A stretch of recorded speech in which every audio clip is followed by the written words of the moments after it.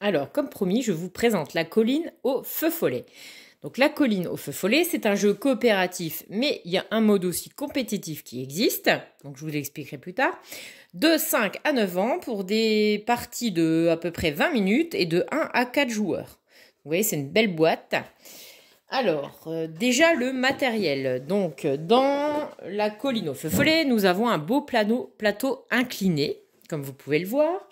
Nous avons des petites sorcières, voilà, et nous avons des apprentis sorciers. Eux, ils sont gentils. Nous avons aussi les feux follets qui sont représentés par des billes de couleur. Alors, je vais essayer de toutes vous les montrer, si j'y arrive. Hop, des billes de couleur, voilà. Donc ça, c'est les feux follets. Et les feux follets vont guider les apprentis sorciers à travers la forêt pour rejoindre Elias, qui a un bâton magique qui est très convoité par les sorcières. Et donc, dans le mode pour débutants, il va falloir qu'on arrive à faire descendre 4 apprentis sorciers auprès d'Elias avant qu'il y ait 3 sorcières qui arrivent. Donc, on va voir qui va gagner. Donc, comment ça se joue? C'est très simple. On choisit au hasard un feu follet. Donc, en l'occurrence, là, c'est le violet que je vais positionner derrière un apprenti, celui que je veux. D'accord?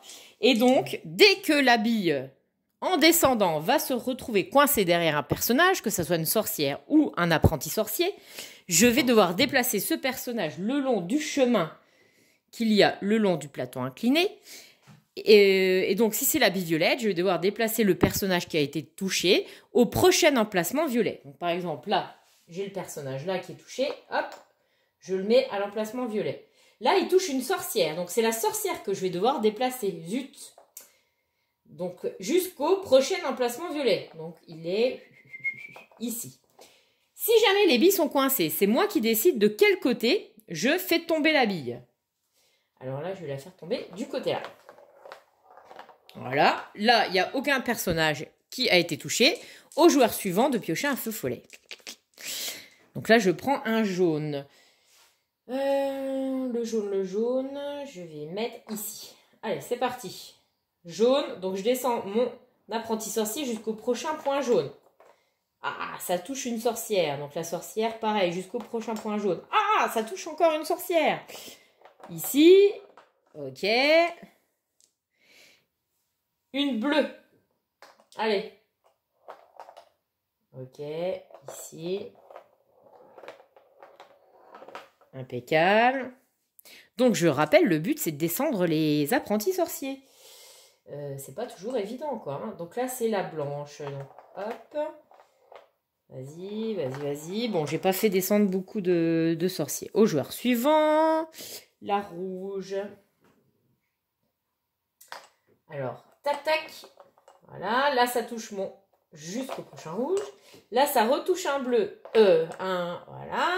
Là, ça retouche... Ah, c'est pas mal. Je me débrouille bien, là. Ah, ça touche une sorcière.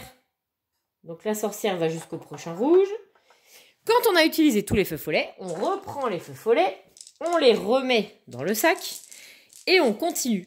Donc, ainsi de suite, vous avez compris, jusqu'à ce que il y ait soit 3 sorcières, soit, c'est mieux pour nous, 4 apprentis sorciers. Et dans ce cas-là, on aura gagné la partie. Alors, dans le mode compétitif, ce qui est sympa, c'est qu'on peut faire une équipe d'apprentis sorciers contre l'équipe des sorcières. Donc, j'avoue que ce mode-là, je l'aime bien. Et on a aussi un mode évolutif avec différents niveaux à passer. Donc, par exemple, le premier niveau où on va nous dire il va falloir essayer d'avoir 4 apprentis sorciers et 2 sorcières pour pouvoir passer au niveau suivant. Ensuite, on va pouvoir essayer de faire 5 apprentis sorciers et avec 2 sorcières, etc., etc. Donc, vous voyez qu'il y a différents modes.